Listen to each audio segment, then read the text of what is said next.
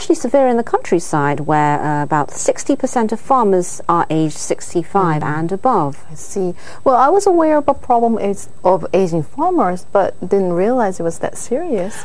And I also understand the number of farms themselves is shrinking as well. Yes, you're right. And in 1990, there were nearly 4 million farms around Japan, but by 2012, the number had fallen to 2.3 million farms. So what's behind this decline? Well, a big factor is thought to be that many of the people who supported the agricultural industry since the 1950s are getting old and retiring. And there are other issues such as the lack of successors, and as well as the increase of lower-priced imports, which is driving down wages. I see. Well, with weather a constant problem and the long work hours, being a farmer is hard work even for a younger generation. Yes, I agree. And there are now moves to borrow the hands of robots, which is a field in which Japan is said to be a world leader. So take a look.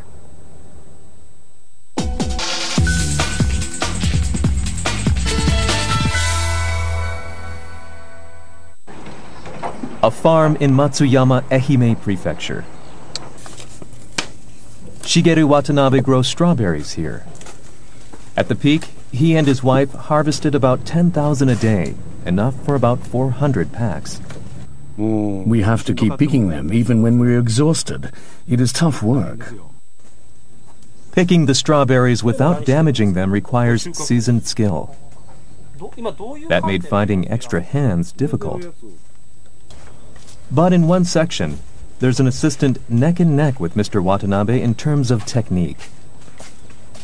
What he shows us is a strawberry harvesting robot.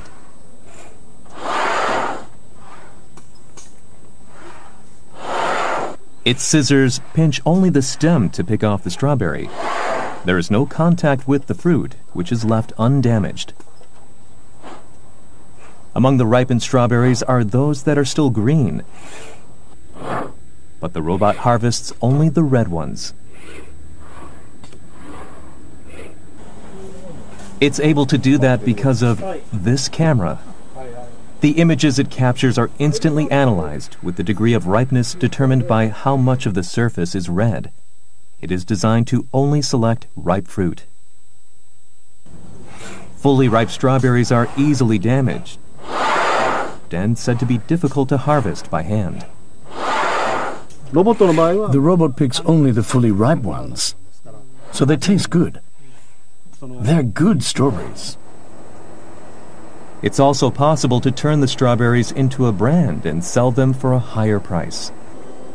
But this robot comes at a cost. More than $350,000 per 1,000 square meters. There is no cost now, as they are cooperating with the manufacturer to carry out practical trials. On this day, engineers from the company visit. The testing stage is over, and they've started commercial sales from April. How much of a cost would farmers be able to digest in terms of the necessary equipment and robots? I think it will be difficult for most farms now to adopt this with the capital they have. Shibuya Seiki has been working to continually improve the performance of its robots. They've been able to reduce the price to about half over the past 5 years and began commercial production. But they didn't receive any orders in the first 2 months. We haven't figured out at what price the farmers would be able to break even. We just don't know the price or volume of strawberries sold in the wholesale market. Many companies are confident about the capabilities of their robots, but haven't been able to bring down prices to a marketable level. It is a long-standing issue in the industry.